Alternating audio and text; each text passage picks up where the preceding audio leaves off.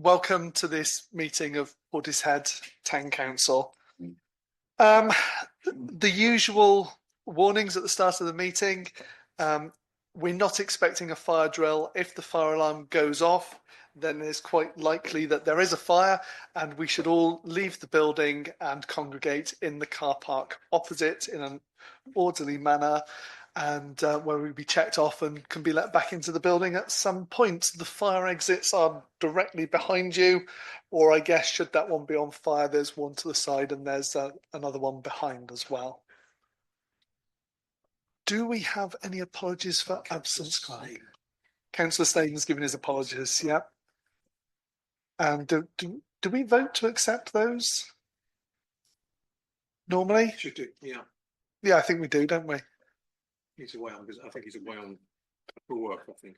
Okay, great. So can we accept his apologies? Yeah, can I say Councillor Mike Rees is also saying his apologies. He's trying to get on online, but he's had to go away for a family matter. Oh, is he there? Okay, so he's there. He's made it online. Great. Isn't technology wonderful? Okay, so yeah, let's so it's just the one set of apologies. All those in favour of accepting those apologies? Thank you. Thank you very much. Declaration of councillors' interests and requests for dispensations. I have none that I'm aware of. None that I'm aware of, Chairman. None that I'm aware of. None that I'm aware of. None for me. No. None from me either. None, Chair.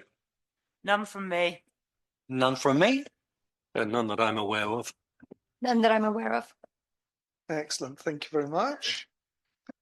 Okay, straight on to item number 4, the Chairman's update report. And I think it's always good when something positive happens in a town, and we have the Fair Trade Town Award. And who's going to speak regarding this, or are you both going to speak regarding this? Come on up, please. Don't forget to push the button and just say who you are when you start.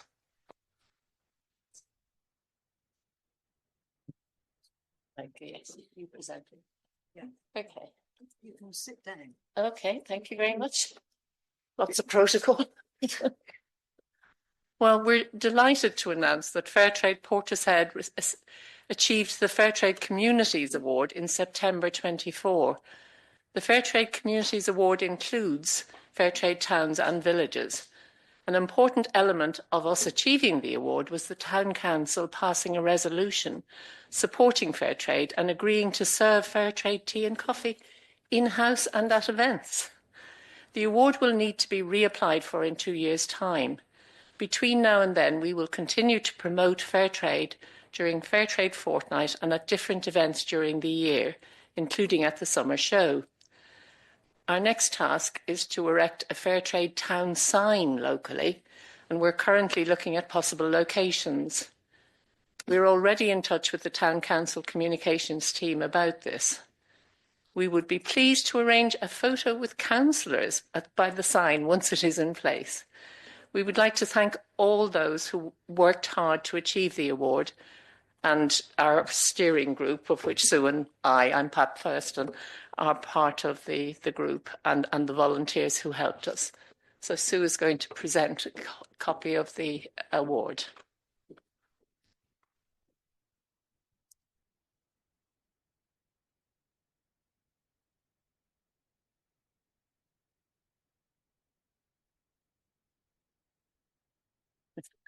I'd want to be in that one.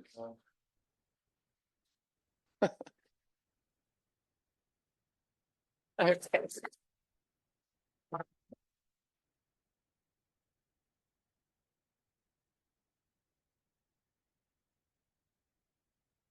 Thank you very much. And as I say, always good to see something positive coming out of Portishead, and to see people's efforts go rewarded, because I think so often people's efforts go unrewarded. So great to see the recognition there. Thank you very much.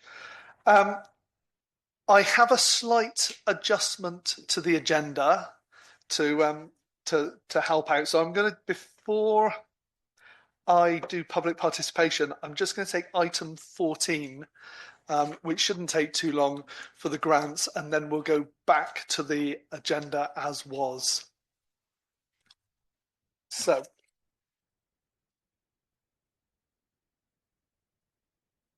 item 14 is to consider the Community Services Manager's report, incorporating the recommendations of the Grants Working Party previously circulated. Representatives of the community groups have been invited to attend the meeting. The recommendation here by the Grants Working Party is that Nailsea District Community Transport be awarded $15,210 to support continued transport services at an affordable price for members, and that Portishead Christmas Lights be awarded £13,500 to support continued running costs of the Christmas Lights switch on event and display. We have a representative here from Nailsea District and Community Transport. Do you wish to speak? If you'd like to just set the scene, that would be wonderful. Microphone though, so that people online can hear you. And whilst I'm at it, do we have anybody from the Christmas Lights? No, that's fine. Right. Thank you. You've actually got Sue Layton behind you, who's the NDCT General Manager, and you've got Paddy as well, who's another trustee. I think we've put in quite a pack, so there's quite a lot of information already there. I think what I'd like to do is sort of just quickly summarise what we did last year, generally as an organisation, but more specifically for the Portishead residents. Last year, we had to find quite a lot of money to keep the actual operation going. So our forecast at the beginning of the year was 260,000, for which we get 54,000 in total grants from all the parish and town councils. We generated external funding. We went out to other organisations to help us. There were businesses and other charities, and we generated about £30,000 that way. So we don't sit on our hands just looking at the councils to support us. We also diversified, so to speak, and we're working with North Somerset Council, and we're delivering what we call the Rington Loop. It's basically a loop, a Section 22 run, which goes around the Bristol Airport area. So we're doing that. And in terms of what we delivered for Portishead last year, we had 126 members, and we started the year at 500 total members, and we haven't quite finished this financial year, but we're at 520 and increasing. So, you know, year on year, the actual need for the service has increased. So this year, we're looking at a deficit of about £4,000, which is pretty good in operational costs. So next year, this year we actually had some support from North Somerset Council. We got £27,500 this year. Next year, North Somerset Council, we won't be getting any funding at all, along with the other community transport, which is Western District Community Transport. They won't get any either. So this year we're forecasting around about £260,000 in our op costs. We're looking to generate external funding again in the order of about 30,000, and it still leaves us with a deficit at the forecast deficit at about 13,000. So, you know, we're doing our very best to try and plug the gaps. We operate mainly on a basis of 10 part-time paid staff and probably about 20 volunteers. So the majority of what we do is volunteer led. So we operate to provide a service for those who are unable to use public transport. And quite a lot of them, it's not just a question of disabled or elderly, it's usually isolated as well. So there's a lot of people who can't get around, and even if there is a bus stop outside, they can't use it because they can't wait around for the bus in the cold and rain. So all I can say is it's a well-used service. 520 members and increasing year on year. A lot of people rely on us, and we take people from everything from shopping down to hospitals, doctors, and make sure we take them on day trips twice a week to make sure that they meet other people, like-minded individuals. Thank you very much. And I'm sure that the members of Portishead Town Council here all appreciate the service, as do the residents in Portishead that benefit from it. Do we have anybody who wishes to talk? Mike? Yes, thank you. You referred to Section 22 loop. Could you explain what that is, please? Well, Section 22 is, we're actually operating it as a Section 19, but a Section 22 regulated service. So it will be at the end of, in about a year's time, we will be operating a Section 22 service, which means it's on bus stops. So it's not door to door, it's a bus stop service, and it's timetabled as well. Oh, I see. Right. So that's Okay. good.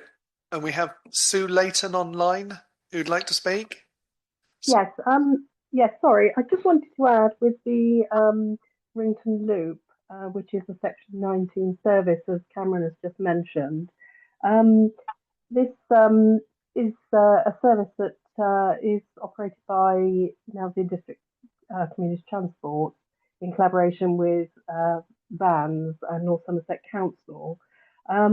We started it in September 2024, and we are sort of looking to improve it to help with some cuts that have been made sort of recently to some of the local bus services as well. So it is quite a responsive service, and it is quite adaptable and flexible. So, it is a service that could help many people in the community. And I just sort of wanted to point that out because, as I say, we've recently altered the route to actually plug a gap where one of the bus services sort of going through Clevedon, it's not Portishead, but it's going through Clevedon, has been cut.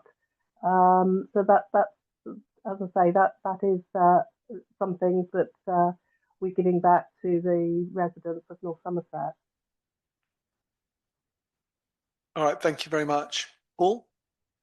So Cameron, if you're doing that for Rington, for example, if Portishead wanted a community bus service to run around the town, is that the equivalent of that, or is that something different? At the moment, we're being funded by North Somerset under the BSIP. It's something that if we applied, it has to be you who would apply to obtain BSIP funding, and yes, that is something we could do. We would need to get some funding from somewhere, but you have the ability to provide that service if the money was there, kind of thing. In principle, yeah. Yeah, okay. Unfortunately, BSIP funding is very regulated. As an operator, we can't apply for it. It has to be a group of people who need a service. They apply, and then we operate it. Just the same way as we put the bid together, but Vans applied for it with North Somerset. So there was 3 people around the table. There was North Somerset Councils, there was Vans, and there was ourselves. And we agreed what we were going to do. We tried to identify the need, and now we're delivering it. The only other thing I failed to mention, which might be worth knowing, is we've got 3 electric minibuses, which you probably have seen going around the streets. They are proving absolutely essential and delightful because they're safer, they're quieter, and they're less expensive. I was going to say cheap, less expensive to run than the diesel vehicles that we've been operating. So we're very, very lucky to have those 3 vehicles, and we're very proud of being the first in North Somerset to operate electric vehicles in this capacity. That's great. And I'm glad you finally got those. I know it took a long time to get them, didn't it? Finally got them delivered, signed off and on the road. So that's great news. I mean, I'm happy to propose that we accept the 2 grants. Do I have a seconder for that? Oh, I think Bob made it first there, Bob. Well done. Does anybody else wish to speak, or are we happy to move to a vote on this? So all those in favour, please raise your hands. I think that's unanimous, yes. Thank you very much. Right, so sorry about that slight detour from the agenda. And we're now back on track to item number 5, which is public participation. Okay, so you want to speak later. I'll bring you in later on your one, yeah, if that's okay. So yeah, at the back there. Don't forget to push the button. I'm very good at pressing buttons. Hi, it's Jonathan Mock here from Wild Portishead. Just a very, very quick update to say a big thank you to everybody who contributed to our crowdfunding. We wanted to raise £500 to buy some Nest boxes with cameras. We achieved that in 4 days, I think it was. We've ordered the boxes. They turned up this afternoon. They've come with the cameras already fitted. They've got solar cells. The one thing we've got to do is obviously liaise with the town council we spoke about this the other week, whilst you've got the builders here, is liaise and get them installed and tied into the Wi-Fi. From what I understand from reading the literature and everything, is once they're tied into the Wi-Fi, people can download an app and they can actually watch the footage from the cameras on their app. So fingers crossed. I know I should have been down here this morning to meet with Paul Gardner. We were. Yeah, the builders are in this morning. That's fine. When's the next best time? Well, you missed your opportunity this morning because they were waiting for you. Yeah, nobody reminded me, and I've got memory problems. So I think the next Halls meeting is on the 28th, without consulting my diary. 10 a.m. Yeah, but I don't know whether if Jonathan comes in at some other time, can we sort it out, Steve? Yeah. If you're around tomorrow and show me suitable locations, I could always pass that on to the builders. That's brilliant. We spoke to them today, and they're very willing to put them up wherever you want them, really. Yep. So, yep. If you pop in tomorrow, I'll be in all day tomorrow. So, right. Okay. Then anytime you like. Do that tomorrow. Then that's Cool. brilliant. Yeah. I think I'm just going to read my notes here. What we're also hoping to do is expand, get this up and running, and then expand out and put more Swift boxes up around the town and other Nest boxes, but not camera ones. These will just be boxes. So in the long term, fingers crossed, we will be looking to liaise with the town council to get more boxes up in the town, which we will crowdfund. So good news is it's not costing Portishead Town Council taxpayers anything. This is all privately funded. So that's the update. The boxes are here. We just need to get them set up now. So brilliant. Thank you for your time. That's great. Thank you very much. Do we have anybody else in the room that wishes to speak in public participation? Yes, please come forward.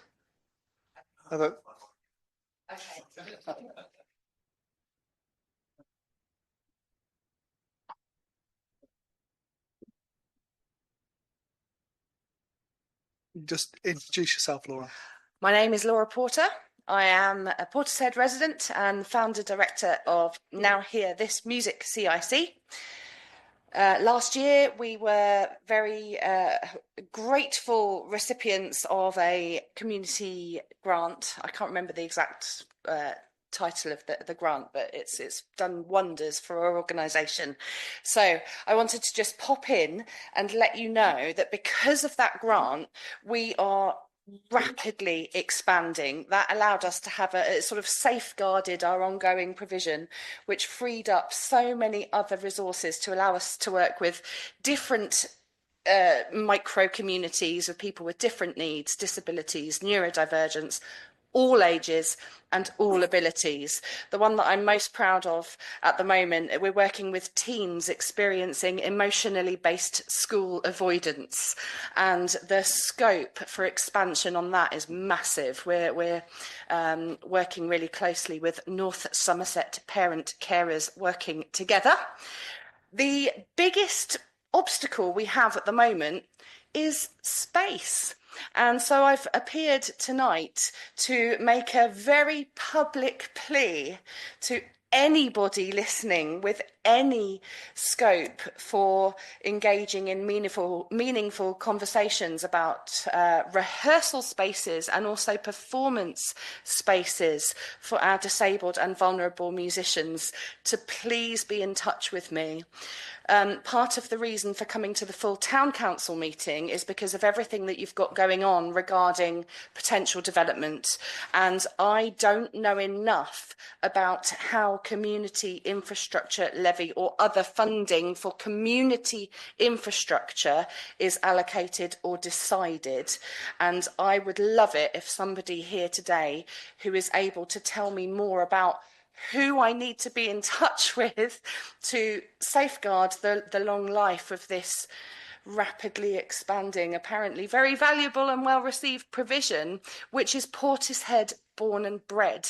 This has been something I started off doing just as a volunteer, just me, with a few musical instruments, and it's really, I'm now massively at capacity. I would love for the provision to have a base in Portishead, but there's not enough purpose built, well, not even purpose built, but just suitable spaces for the type and breadth of needs of people we're trying to work with. So it's a big thank you and a plea for as much communication and engagement as possible regarding safeguarding the life of the provision, which you have supported so wonderfully so far. Thank you. Oh, something else amazing that's happened.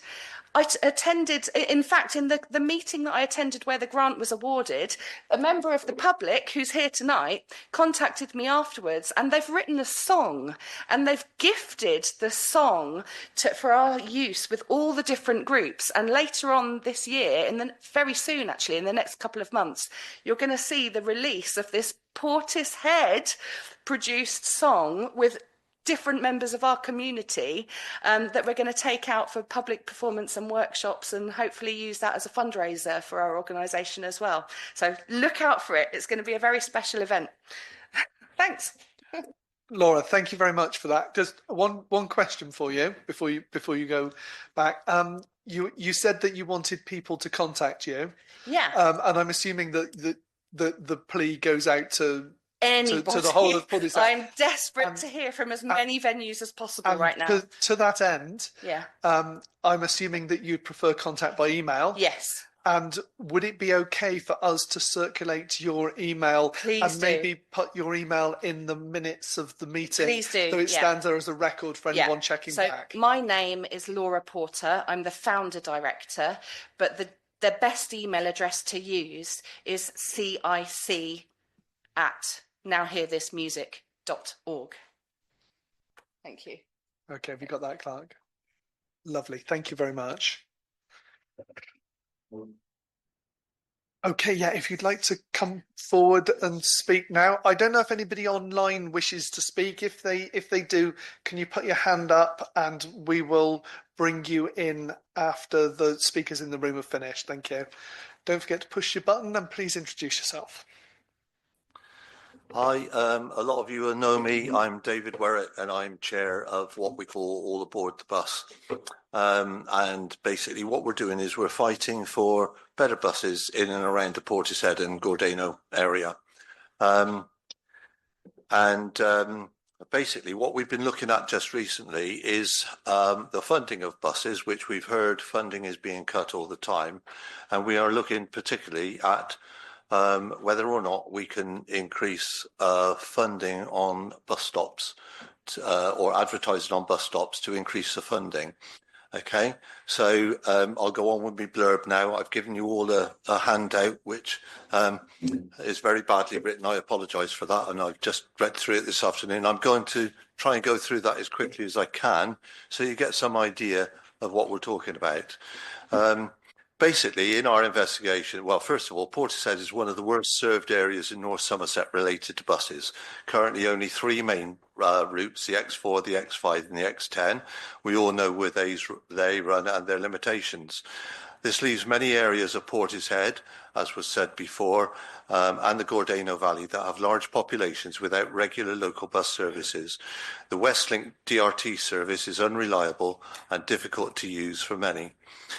This leaving many local people without transport, including those with disabilities, different abilities, young people, families in digital poverty, or those who, for whatever reason, cannot drive and have the means to get to the places they want to go for socialisation, education, health needs, etc.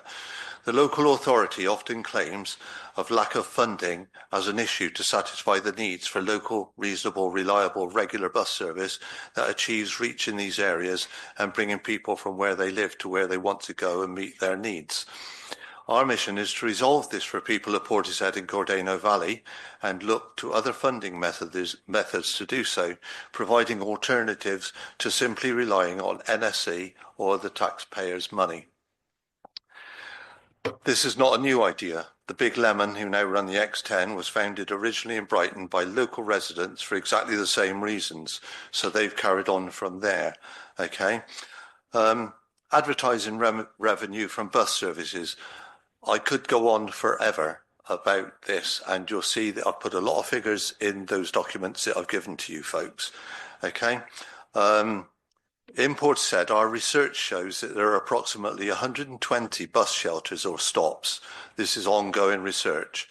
42 are shelters, and of which NSC say they own 24. Okay, we're yet to get final information out of them on that. Okay, and the others belong to North Somerset, to Portishead Town Council. 79 are just bus stops. Okay, with single post and a single little notice board on them. But most carry only a timetable for a bus or an advert for Westlink, which is pretty awful.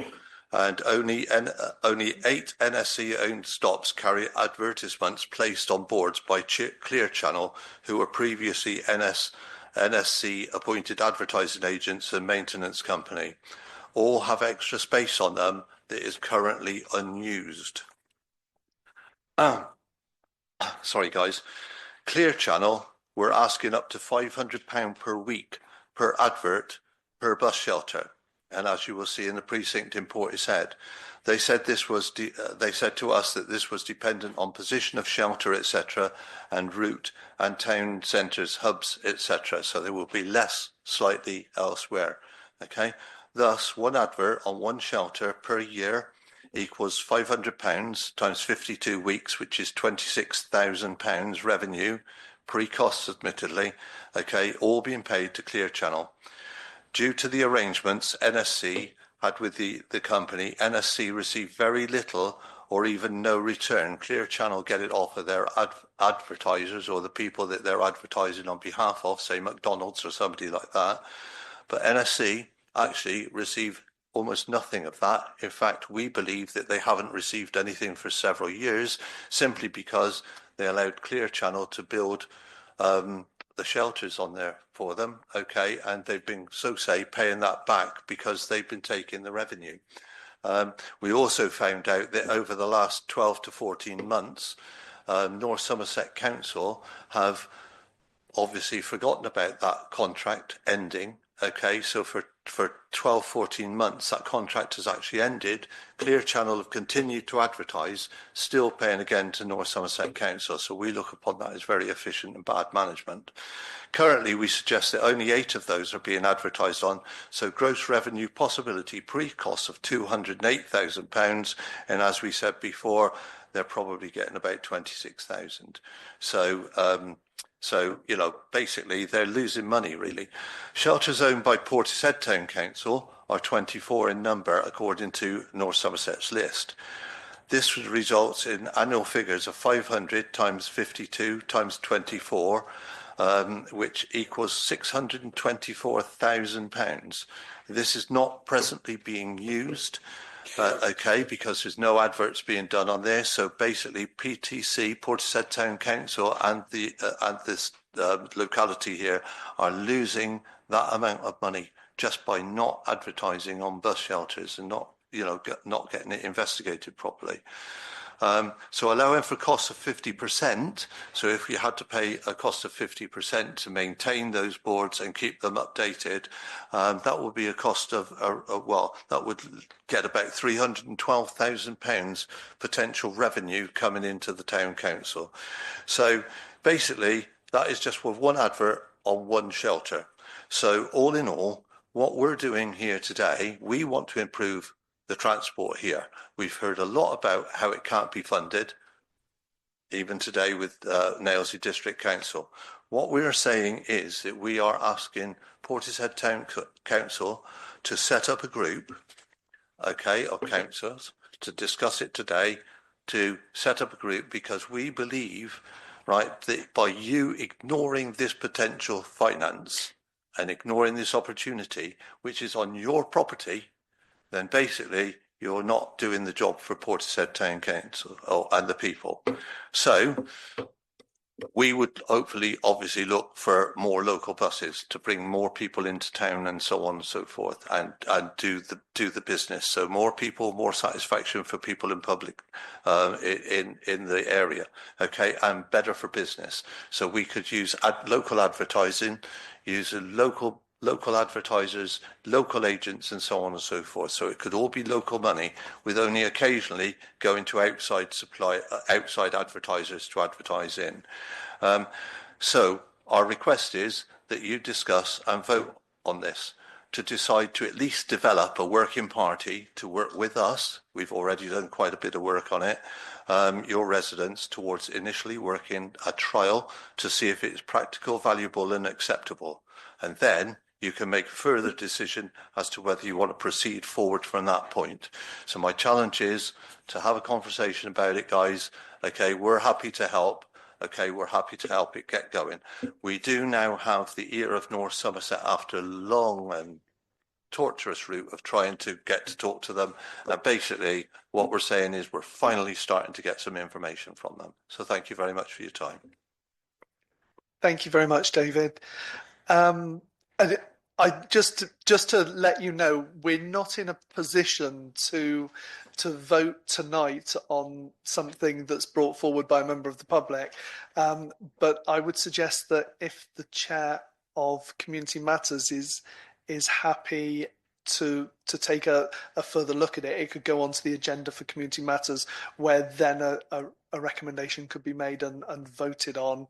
I've got some hands up to speak, so should we take Bob, Mike and Paul in that order? This is a subject to my heart, and I'm also a member of the bus group myself.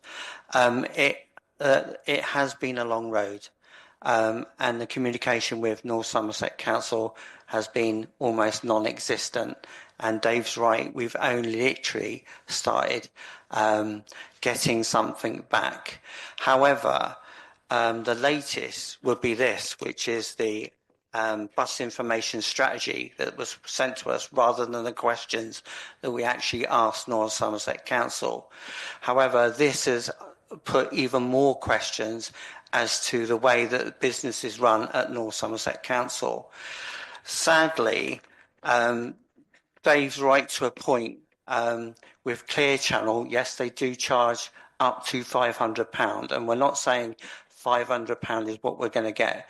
We're just using that as a basis of what they would charge. I've actually phoned them myself to confirm that. Sadly, with Clear Channel, when it was contracted out, which was through Adshel, so basically Adshel built the put the money up front to build the bus shelter, and Clear Channel, which is a sister. Excuse me, Bob, just if I could interrupt you Yeah, for a right. second. I mean, this is great, but you No, are but- covering the ground that's already been No, covered I by can appreciate David. that. And I'd like you to save some of your information for when it comes to community I'm matters. sure that. Thanks. Okay, I'm just reiterating. Clear Channel is part of Adshel. When those bus shelters went in, obviously the advertising paid for that bus shelter. North Somerset is just about to propose to put up 4 brand new bus shelters at a cost of £10,000 to £20,000 per bus shelter. They also are seeking to upscale, as I understand, 12 to 15 bus shelters within Portishead to come alongside with the new shelters. We've discussed with North Somerset Council, and they are prepared to put in an extra advertising board to support the town and its communication with its public. And I think this has been raised many times before, is how do we communicate with the older generation? Funny enough, the older generation are the people that get on those bus stops. So providing them with an option to see what's going on in the town, the events, the information from the council is a perfect opportunity. But to give you an idea of what costs can be made, North Somerset Council at the moment are charging £25 minimum for the new digital boards, which is the boards that will go up in the town for every 2 weeks. I suspect that £25 is about probably 20 times that, because the adverts will come on the screen and then disappear again. So it just gives you an idea of how much revenue can be raised by advertising, and I think we need to look at this. Thank you. Yeah, me? Thank you. Couple of points. The 6 monthly bus forum meetings have been discussing this for a while, so we are aware of what's being discussed by you tonight, Dave, and we've had the opportunity to engage. And yes, as I understand, the new shelters will have the additional boards put into them, just simply for the purpose of which you've been discussing, really, to advertise community events and so on and so forth. So we could be, you could be, you know, on a winner here, hopefully. Right. I just wanted to clarify, really, because I don't think we should get embroiled in whatever North Somerset are or aren't doing. But basically, your ask is for us as the town council to initially look at these 24 bus shelters that we own. Yeah, is that right? Yeah. Yeah. Yes. Basically, what we have seen perhaps in the past, okay, is we've seen the thought about who owns what property when it comes to bus shelters. It's got lost in the mist of time. Okay, North Somerset aren't necessarily sure exactly which ones they own yet. Okay, and they're not too sure exactly which ones Portishead own, but we are fairly sure, and they are coming up with lists, North Somerset, for us. This only happened to me on last Monday, that they told me that they are starting to look at lists and give me more information. Okay, but that basically is the situation. What we've also suggested, that they at times have been advertising perhaps on Portishead Town Council property. They may even be trying to change North Somerset Town property, okay, into their new shelters. So what we're actually looking at, and we're saying, you guys need to be aware of this. And what we're saying is we can look at Portishead Town Council advertising. Okay, what North Somerset do on their property is their business. But what you do with your property, or they do with your property, is definitely your business. Why should you as a town and we as people lose out on this possibility? And why should they just ride roughshod over it? Yeah, okay. So I mean, the 24 is pretty much what we think we own as well. So yeah, we will obviously focus on that. I think we should have a working party. I'm sure we'll agree to it, and hopefully you'll be a member of it. Yeah. Okay, thank you. And I've got to say, Portishead have been very supportive in this, and the transport meetings they have are a lot better than some of the other ones we've been to. So thank you very much, Tom. I just asked Steve, in your wide experience, are other town councils doing this? I'd imagine they are they? Do you know? Yeah, a lot of town councils are advertising on their bus shelters, and a lot of town councils are receiving all the bus shelters in their area under devolution deals. So, it's a possibility in the future that we might have the lot. I'll be happy with that. Thank you very much. Thanks, Dave. Thank you, guys. Thank you. I know myself and Sue attended a BSIP meeting earlier, about half an hour. It finished about half an hour before this meeting started, where they were talking about advertising on bus stops, and they also mentioned that they will be in touch in the next couple of days with Portishead to discuss further details on this. So we should expect some contacts in the next few days anyway. Sorry, Can I just add in there? I've been a community worker for a long, long time. I'll be Aon's community and youth worker, and I've always tried to steer any community group that I've worked with away from getting into bed too closely with government contracts and things like that. Okay, and to always try and look for external funding, because the problem with the BSIP is it's likely, as we've already heard, to run out of time and therefore run out of money. And what happens after? I used to call them, when I was doing community work, the flying professional. So there would be a bundle of money come in for an area such as South Bristol, where I worked, and you get a professional community worker flown in from somewhere else to discuss this particular issue.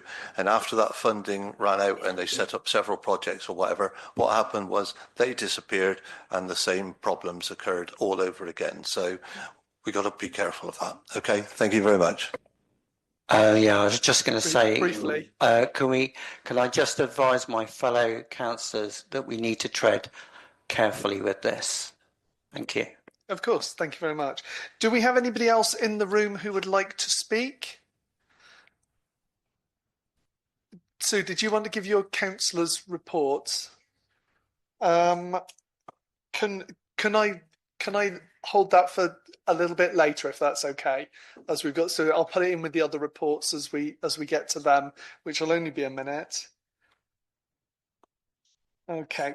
So, do we have anybody online with their hand up who would like to speak before we finish public participation?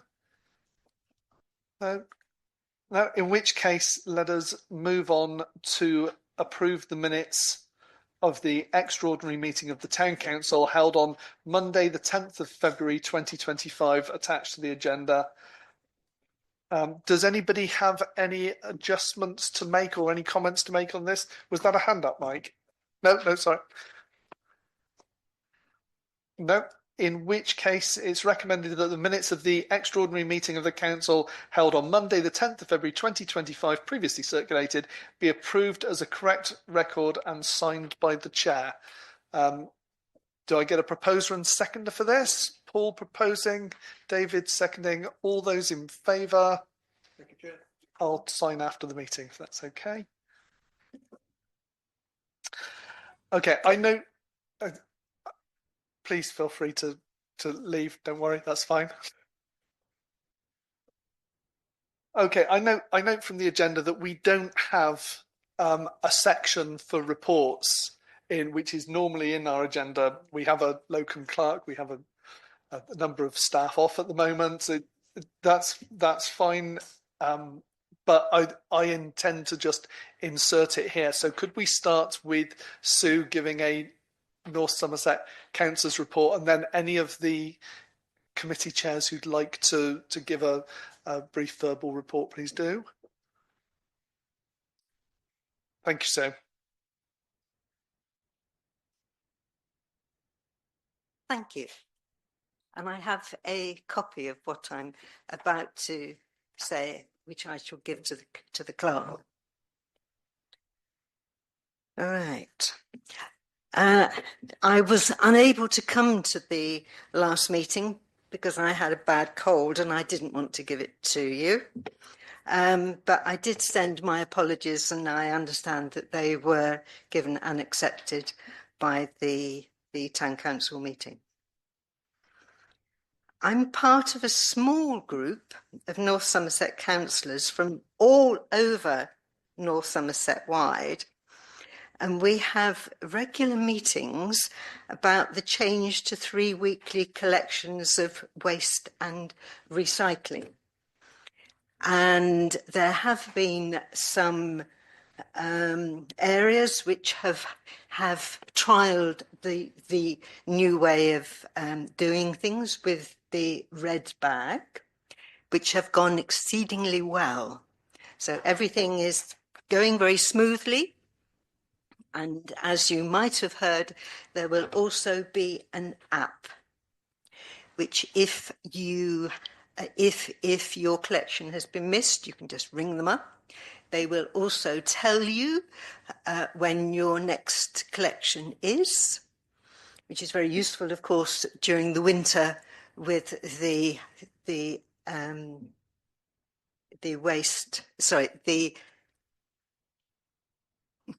garden waste. I knew it was waste, but I wasn't. I'd forgotten which sort. But yes, so that we are hoping that it will be expanded so that it will be really useful for people. I've also been at various meetings about the budget, as I'm sure that you have here as well. I am also on the Transport, Climate and Community panel, and recently I was in a meeting talking about diversity net gain, and we were looking at various areas in North Somerset, and I then asked them, I mentioned an area in Portishead, and up came Portishead, and so I could then talk about two close areas, two areas close to each other, and talk about that. And I'm hoping that that is something that will happen.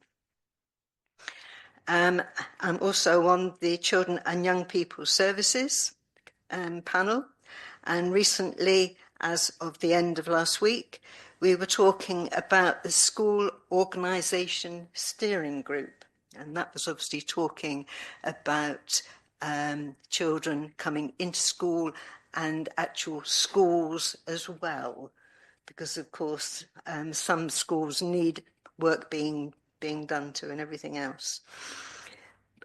The North Somerset meetings are either in a town hall or online. And again, recently I was at a local plan webinar, which was very interesting. And as of yesterday, I was at a climate and sustainability partnership meeting in the town hall, and I was with Lynn Sargent from the town council, and also a lady from Turn the Tide. So all in all, quite a lot is going on at North Somerset, and I'm involved in certain bits of it, and Roger is obviously involved in an awful lot more. So thank you very much. Sue, could I just ask you what goes in the red bags that you're talking about? Is it recycled material? It is. I can't remember now. I can answer that if you want. Go on. So yes, I think it's the. I was going to say plastic. that I've been very lucky to be one of the areas that has been trialing the red bag. So it's mainly plastics and cans, to be totally honest. It's really good. And honestly, I thought red bag sounds like a load of rubbish, but it actually it's a good container. It's got Velcro on the top, so you can seal it up so it doesn't all blow down the road. It's weighted on the bottom, and it really doesn't blow down the road, which is amazing because the boxes go like there's no tomorrow sometimes, don't they? It's lasted. I mean, we haven't had it that long. It's lasted quite well. It's not got chips out of it or anything like the boxes have. And the feedback from the trial has meant that that they've got some data, and they're going to make the next ones coming out, which are the ones that everyone's going to end up receiving, heavier. So they're going to put a slightly bigger weight in the bottom, so that they definitely won't blow away, and they're going to make them slightly larger as well, because people are getting on really good with them. So it'll be replacing those green boxes that have been so lovely smash up for us. And I think that the boxes are size wise, I think they are 55, and the red bags are 90. So they will hold much more. I'm assuming that's litres, isn't it? Well, I assume so, yes. Yeah. But I didn't want to say. Sorry, Janet, and then Bob, I believe. Does the plastic also involve soft plastics yet? Yes, it will do. Does it now? No. Okay. It will do. And the idea is that the soft plastics will go in, say, a bag like a bread bag. So you put them all in there, tie a knot at the top so they don't all fall out, but they will go in a special compartment on the lorry. The lorries are being refigured, and there's also some electric vehicles coming on stream as well. Thank you. Just a few pointers here. I was monitoring the well trial, and I'm glad to see North Somerset Council listened, because I think that was two of the subjects that were brought up, which was the size of the bag, and obviously well being Western, it is quite breezy, and I think there was a few comments about their bags being stolen. I think it's great to see Turn the Tide of offering to produce a couple of videos and information about what needs to be recycled and how to recycle, because obviously there are going to be a lot of disgruntled people that don't really want to have a 3 weekly collection. So that I look forward to Turn the Tide and their introduction into what can and what can't be recycled. There's one thing that I did observe in my South Ward, which was a lot of people have lost the food waste bin, and the food waste is a big thing for part of the recycling format. And again, I think it's an instruction of how people can obtain obviously a new food waste bin.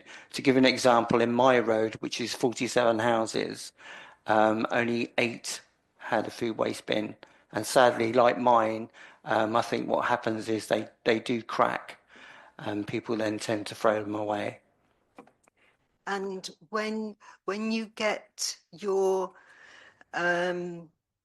council tax bill, there will, I think, be a leaflet in there talking about the 3 weekly collection and everything else. So there is things happening. It's great. And the more information, I think, will be good for all of us.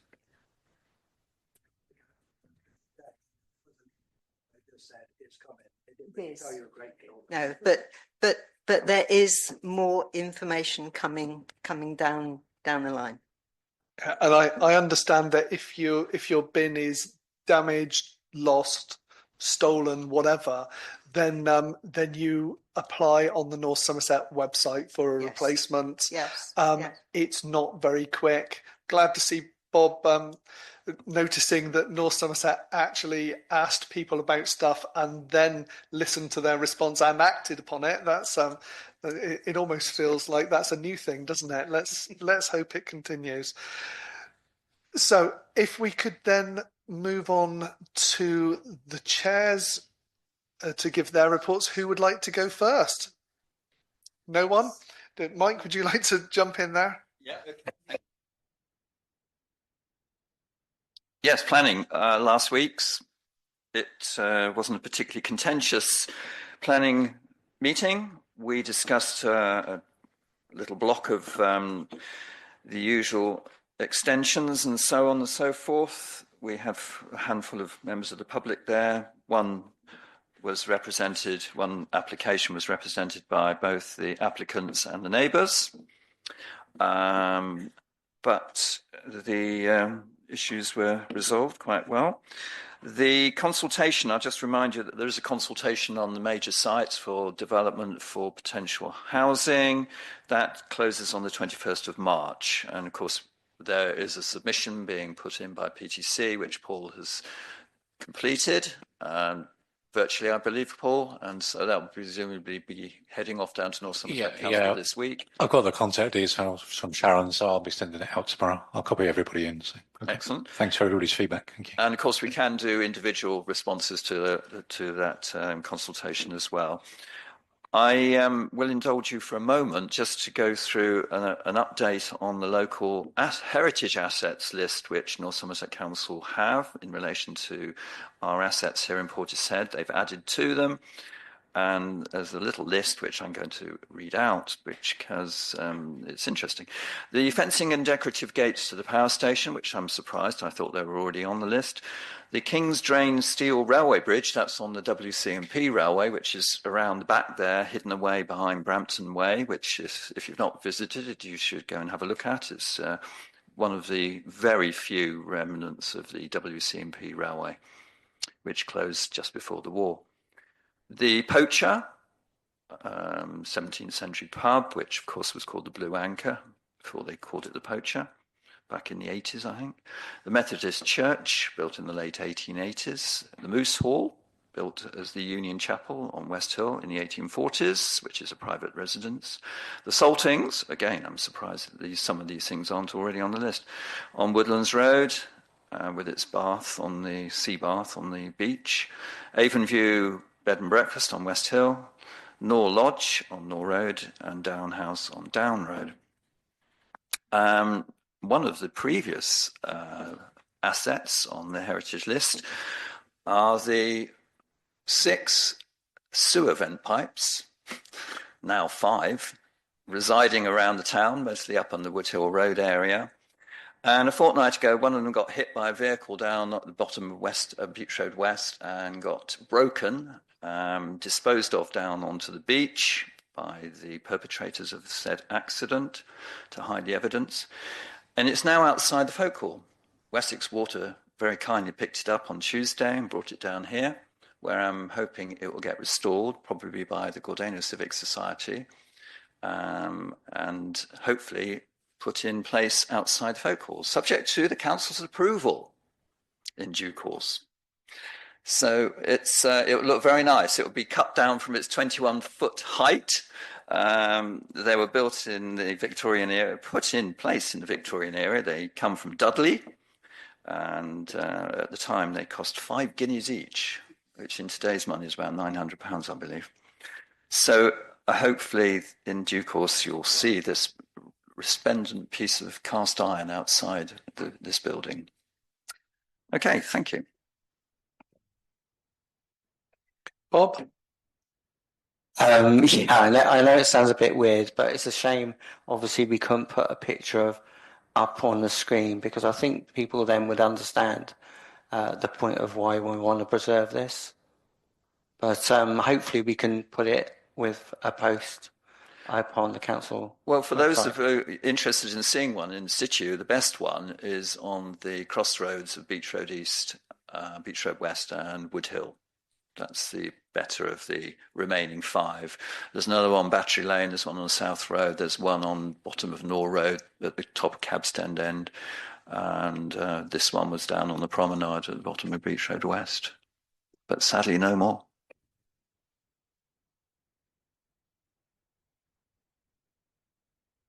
Okay, John, do you want to go? It's been a fairly quiet period as far as the Staffing and Finance Committee is concerned. We've had the January accounts. There were no surprises there. February has not yet been prepared. There are a large number of financial governance reports on the agenda, which we will come to in due course. Also a large number of HR policies, which we will also work our way through. The only other point I would like to add is concerning the halls. We had a review meeting on the project this morning, and so far, no problems, no unexpected problems have been identified. everything is happening a little bit slower than we had anticipated. We are not going to have a cash crisis over this affair. And the first monthly payment is due for authorisation on the agenda, and they will be coming through at regular intervals and getting progressively larger as time goes by. But otherwise, it all seems to be running on schedule. Great, thank you very much. Any questions? Nope. We go on to Emma. I'll try and keep it brief, and just looking back to the last community matters meeting, really, again, probably echoing John, it's been relatively quiet through community matters agenda, with our grants pot coming to an end in December, so that we will be renewing in April to get that up and running again. The most notable points that we've got from our February agenda that we went through, just to sort of reiterate, is hopefully the launch of the community toilet scheme, which we've got a working party together to explore what we can do in terms of getting organisations around the town in on that. And as Jonathan had mentioned, the SwiftBoss scheme, which we got signed off as well. And I think just a note to our continued residents meeting, which is happening on the last Friday. We've got all of the dates now secured in the folk hall for the rest of the year for that. And attendance in those meetings is going up as well. So it's nice to see our residents sort of coming in and sort of, talking about all sorts of different things, and we've had quite a varied pot through. Myself and David have been sort of co-chairing the last couple, so I don't know if there's anything else, David, to covered it. Yeah, pretty much that's it. But I think as a summary for the minutes of the agenda, we'll summarise the last communication points that we've agreed for the last couple to put that on there, just as a bit of a more broader update. All right, thank you. Which also just reminds me that from the last residents drop-in session that we did here, I took some notes and I haven't forwarded them on to you, so I will do that as soon as possible. Okay, so back to item 7, I believe, on the agenda, the internal audit interim report. The council's internal auditor's interim reports is attached. Members have been asked to approve recommendations 1 and 2. Does anybody wish to speak to this or ask any questions on this before we move to the recommendation? Can I just add? Please do. It's described as an interim report because the internal audit is carried out in 2 stages. The first of these looks at the processes that we have in place to control our finances. The second, which will not yet be due, looks at the actual year-end numbers to decide whether they're in a fit state to be worth reporting on to higher authorities. The internal audit recommendations themselves revolve around the collection of old debts, which I certainly know has been raised at this council before. The Hall's manager has, at the moment, primary responsibility for this, but we are looking at ways in which the process can be improved. The amounts involved are not serious. We're talking about a total of £1,000 to £2,000 altogether. I'm happy to support the recommendations made by the auditor.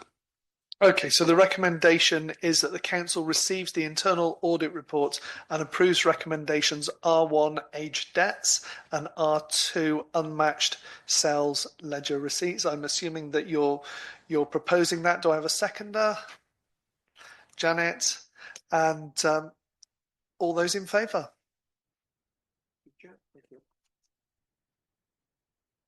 Item number 8, Council Asset Register. The Council is asked to adopt the following recommendation arising under minute SF 11225 of the Staffing and Finance Committee meeting held on the 19th of February 2025 as set out below. Recommend to the Council that the Asset Register attached be adopted. I believe we spoke about this in length at a previous meeting, so hopefully nobody wishes to speak to this, but if you do, hands up now. If not, could I have a proposer John, and a seconder, David, and a show of hands for all those in favour.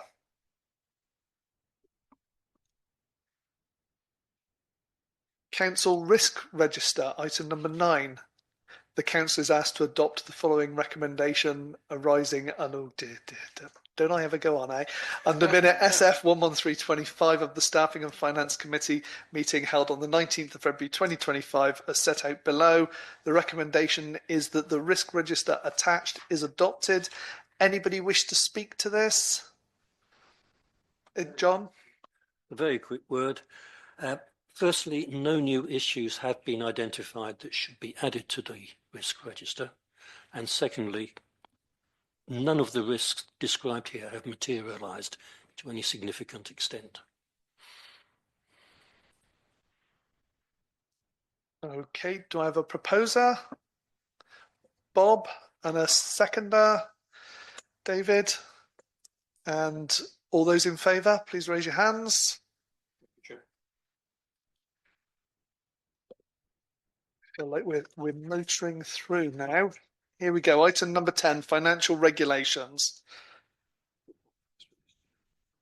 The council is asked to adopt the following recommendation arising under minute SF 11425 of the Staffing and Finance Committee meeting held on the 19th of February 2025 as set out below. The recommendation is that the financial regulations attached are adopted. Does anybody wish to speak? John?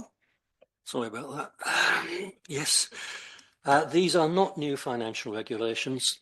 The internal auditor happened to notice that our existing financial regulations were not in the recommended best practice format, and Rachel has therefore arranged for the whole lot to be rewritten in compliance with the new format. There are no new regulations actually introduced, apart from one point in section 2.5, which asks that we maintain proper backup arrangements for things like operating manuals for computer systems, passwords, and so on. I therefore recommend that we actually do adopt these regulations. Okay, so the recommendation is that the financial regulations attached are adopted. You've proposed that. Seconder? Mariam? All those in favour? Yeah. Item number 11. Statement of internal control. This feels very repetitive, doesn't it? The council is asked to adopt the following recommendation arising under minute SF 11525 of the Staffing and Finance Committee meeting held on the 19th of February 2025 as set out below. The recommendation is that the statement of internal control attached is adopted. Does anybody wish to speak? John? Yes. This is a report from our finance officer setting out the controls which have actually been put into practice during the year. There are no contentious issues. It should all be read as part of the same governance review that includes the internal audit and so on. And I'm very happy to recommend this to the council. There we go. We have a proposer. Do we have a seconder? Mariam, I think, got there first again. All those in favour? Thank you. Right, on to number 12, which you'll be glad to hear isn't anything to do with finance. This one's the council HR policies. The council is asked to adopt the following recommendation arising under minute SF 11625 of the Staffing and Finance Committee meeting held on the 19th of February 2025. Comments kindly collated by Councillor Gunnell as set out below. Now, we have a single recommendation. However, we have items A through to K there, and I believe that that David wishes to speak regarding item A. If everyone could just consider whether or not they wish to speak to any of the later ones, and if not, if there's no changes to any of the later ones, I'll take all those together, but we'll take A separately for David. Thanks, Roger. My concern still with the attendance at work and sickness absence policy is it's a great policy, but it doesn't include a section on what to do in terms of the sickness absence of the clerk, and who the clerk should notify were they to become unwell. So whilst it's a good policy, I think it does need an extra section specifying what we do when the clerk's poorly.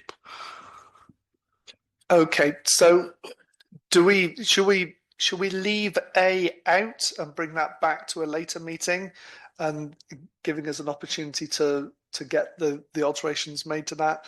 That feels like a reasonable one. So with A left out of there, the recommendation to council is that the following HR policies as amended attached are adopted. Does anybody wish to speak to this before I ask for a proposer? No. So could I have a proposer, please? John, and a seconder. Jenny. Okay. All those in favour?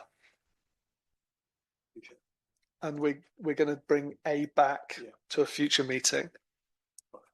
Great.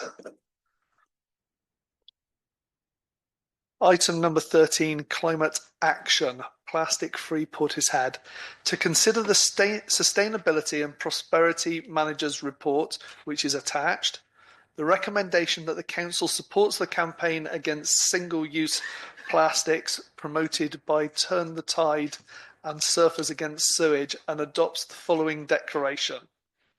Portishead Town Council will support plastic-free Portishead and lead by example and remove single-use plastic items from their premises.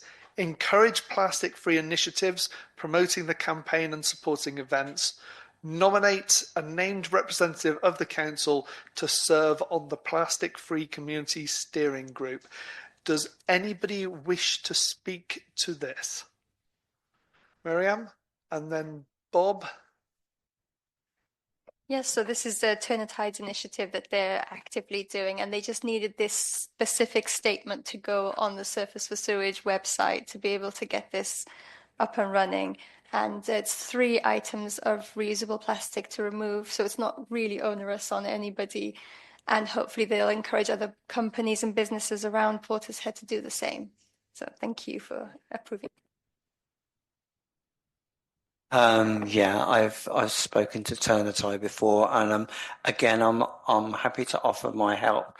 But I don't want to be involved that much, but because obviously I've got so many other things going on, and I'm literally just returning from a bad state of non-fitness. So I'm more than happy to support any format of helping with social media. Okay, anybody else wishes to speak? In which case, could I have a proposer? Miriam, and a seconder? Jenny? And all those in favour, please raise your hands. Yes, we need to nominate a named representative of the council to serve on Plastic-Free Community Steering Group. Do we have any volunteers for this? Miriam? So I've had a few meetings with Turn the Tide, and I'll be happy to carry on Martin's work that he started. And yeah, I'll take your offer up on Bob for social media support as well. If anybody else wants to come and help, though, you're more than welcome. Okay, that's great. Do we vote that? Yep. So I'm happy to propose that. Do we get a seconder? I don't know who put their hand up first. Take your pick. Split to see, yeah. And all those in favour, please raise your hands. Thank you, Chair. That's great. That's great. Item 14, grants, has been done. So we did that earlier. So there's nothing to... Roger, we didn't vote on the Christmas lights. I think we just voted on Nailsea District Transport. We voted on both at the same time. The recommendation was to approve both. Yeah, so it's been voted through. So we're now on to item 15, finance. This is where we get to the sticky point of election costs. So 15.1, to approve payment of invoice numbered in the agenda, North Somerset Council for £14,474.48 pence by-election costs ×2 invoice attached. The clerk and RFO are now satisfied that the invoice represents a fair and reasonable apportionment of the costs incurred, and therefore the recommendation is to approve this for payment. Janet, is that a hand up I see? Please do. Can somebody please reassure me that these are sensible costs?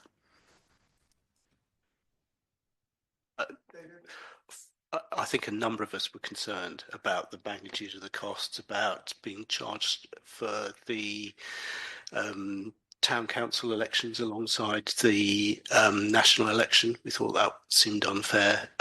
There's been quite a bit of correspondence with North Somerset Council about this, letters from the clerk, myself and the RFO. We've had answers, I think satisfactory, if disappointing answers to all the questions we asked. And I don't think we could have asked many more concerns about it. And the bottom line is it's very expensive to hold a by-election. I think the most recent one in South Ward was about £19,000. South Ward, West Ward was 15,000, 19,000. Because it's got two polling stations. That's true. We were being charged also for the training of electoral officers, and it seemed the postal costs were particularly high when compared to the number of electors in the area. There are a number of things that we thought were discrepant, but we've had good explanations for all of them. So I think we just have to bite the bullet.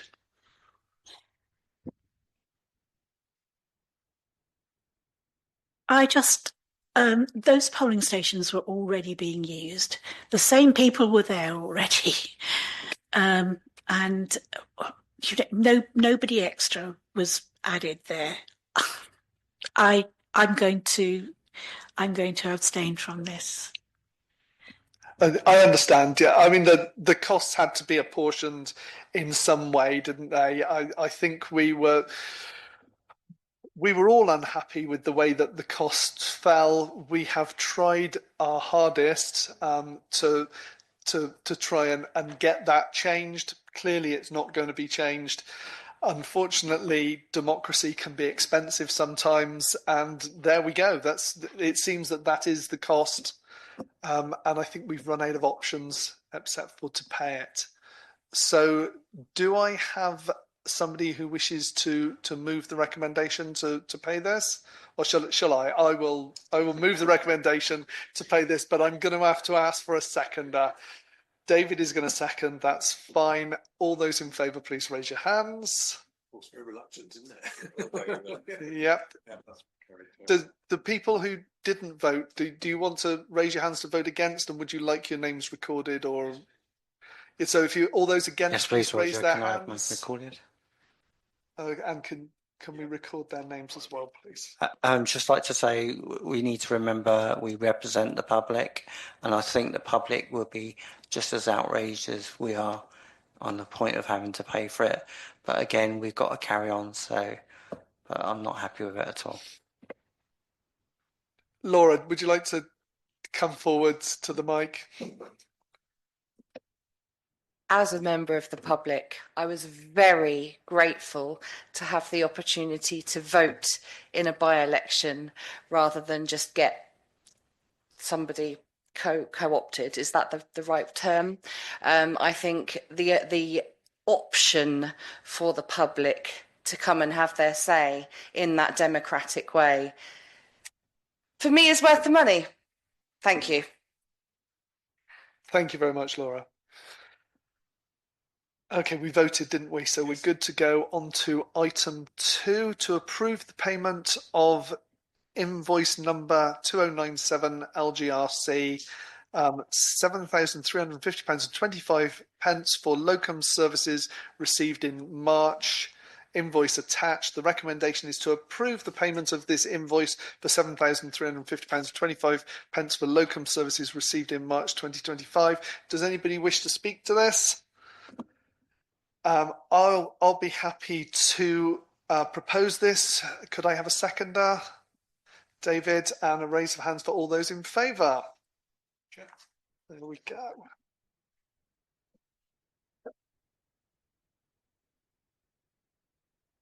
15.3 to approve the interim certificate of payment from Osmond Tricks Limited, job reference 2407, in the sum of £22,018.66 for essential repairs and maintenance work at the Folk Hall.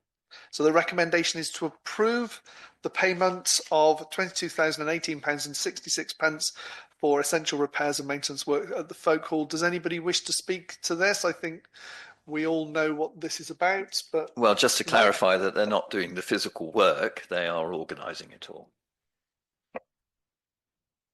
So this payment then is for them to pass on to the contractors, or is it for their bill? This is just a certificate which says that the contractors have actually done what we've asked them to do so far. And the contractors will be raising an invoice which will be supported by their copy of this certificate. It's also worth pointing out that there is a retention of 5% built into this, which will not be payable until the whole project is completed, as a guarantee against any defective workmanship. Excellent, thank you very much. Can I also add, please do, that we will need a process for authorising future payments, which will come through at approximately monthly intervals, but may not coincide with council meetings. Okay, I understand that. So we need to get that on the agenda for a council meeting to delegate somebody to deal with this in the future, because it's not on the agenda at the moment, is it? So let's get that on the agenda for a future meeting. I don't believe the next one's till May, but there will be a further payment due for authorisation at the beginning of April. The committee themselves make that decision. Mike just asked if the Halls Committee themselves could make that decision, but I'm not sure we have the Halls Committee has the authority. Paul?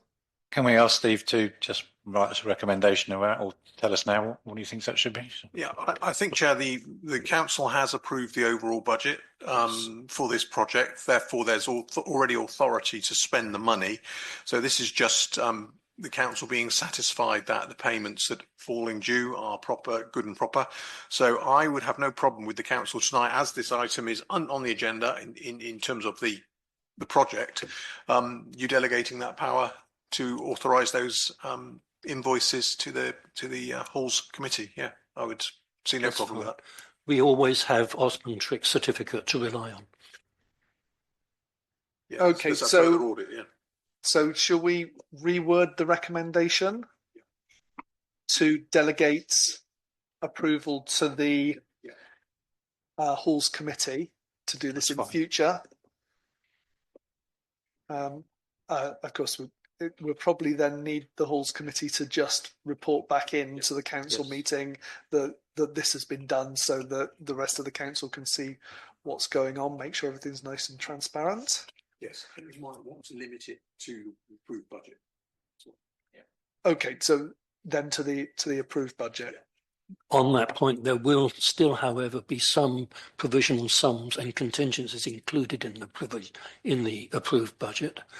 It's possible that the actual expenditure may exceed provisional sums in some cases. We're not expecting any significant variations, but you don't know what's going to happen when people start hacking away at the brickwork. Yeah, so we do, within the overall budget, obviously if there's anything changes, then we need to come back and deal with that. So if everyone's happy with the recommendation as amended, to make the payment and to delegate authority in future to the Halls Committee to approve these payments in line with the budget, I'm happy to propose that. Could I have a seconder? John, all those in favour? General Chair, thank you.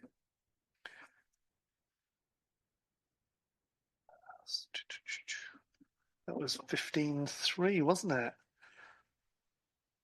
So item 16, communications. to agree a communications plan from this meeting. So this is for us to identify any items that we think we should be communicating with the public about or informing the public that has happened. Does anyone have any suggestions to put in here to feed into comms? Janet? That the Swift boxes are available and will be put up fairly soon. Laura's point earlier about the use and looking for potential options for places with an email address as well. Plastic-free Portishead, please. List of heritage assets. I was going to say, I think we just summarise what Dave said, i.e. I think that the ask really was about, there's an opportunity to commercialise the 24 bus shelters. So I think we should say that we're going to look into it. So, yeah. Anything else? Obviously the grants, yeah. The grants, yes. Yeah, and also Sue's and the award. Are you okay? We can publicise that. We should publicise the award as well. Yeah. Yeah. Thank you. It feels like we got an awful lot out of this meeting. That's good. Right.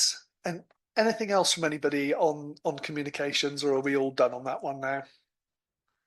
In which case, the date of the next meeting is the annual town council meeting, or the next scheduled meetings. The annual town council meeting is Wednesday, the 21st of May, 2025 at 7:30 p.m. here at the Folk Hall. Thank you very much. I now declare this meeting as closed.